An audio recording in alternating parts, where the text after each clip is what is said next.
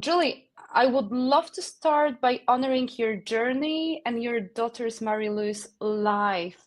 Would you be willing to share a little bit who she was and what she was like as a daughter and a soul? I'd love to actually, because sort of two things actually. Listening to you sort of introduce me makes me realise, oh my goodness, so much really has changed since she died. You sort of, I feel like I'm at the space where you sort of take things a little bit for granted. So it was kind of quite nice to reflect back on that.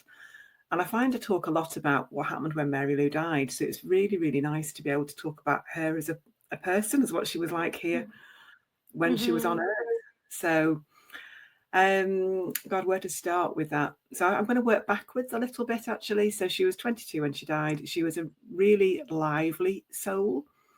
She Mm-hmm. she and I had good fun. We also had little arguments as well. Less so as she got into her 20s. That was more of a feature of her teenage years, really. And I think it was just, she was really feisty. Knew what she wanted.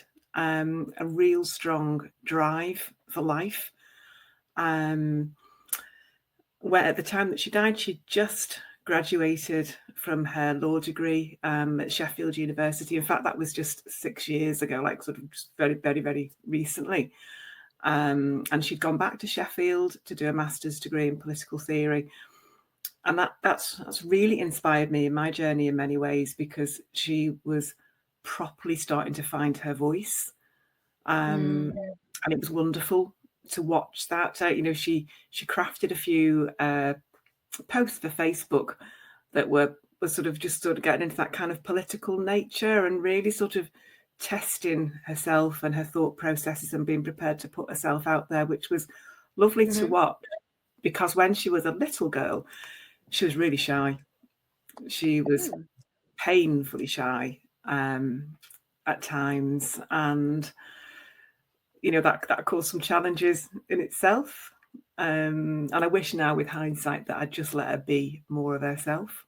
If I've got any kind of reflections around that at all, it's, do you know what? Sometimes we're better off just letting our kids be the way that they are. Do not try and make them to conform into some kind of mould. So yeah, so she's a shy little girl, but actually, as she grew through sort of primary school and in high school, had a really lovely circle of friends. Gorgeous boyfriend that she'd been with for 8 years when she died. So that was like an extra sort of devastation as well, because of course they'd had plans for what their life would have been together. And that all sort of changed in an instant. So yeah, in a nutshell, she was feisty, she was good fun, very loving, and such a good friend to everybody who knew her. What I learned a lot about her actually after she died. A lot of her friends, many of her friends were at university, not all of them, but many of them were, and they'd very often contact her for help with their assignments, regardless of what the topic area was. But she was good at English, she was good at writing, and she liked to help people. I love it. Thank you. A really nice energy. If although I didn't really use that language when she was around, I wasn't in that. But when I look back now, yeah, she really was a pretty special soul, really. And I'm sure you'll agree that she still is. I'm now curious about her beautiful soul on the other side, and how has your relationship with her evolved, and has she been still is she still like testing you? Is she very opinionated from the other side? I'm curious about your communication or anything that you've experienced since she has crossed over.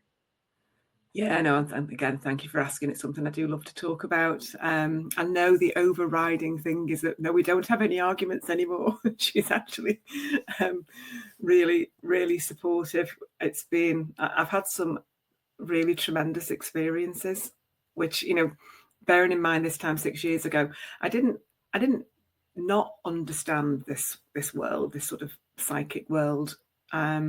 And I would have perhaps I had seen psychics and I'd seen tarot readers and stuff, but it was very much on the fringes of, I didn't really understand anything. And if pushed, then I was a bit skeptical as well, just sort of thinking, well, we will see.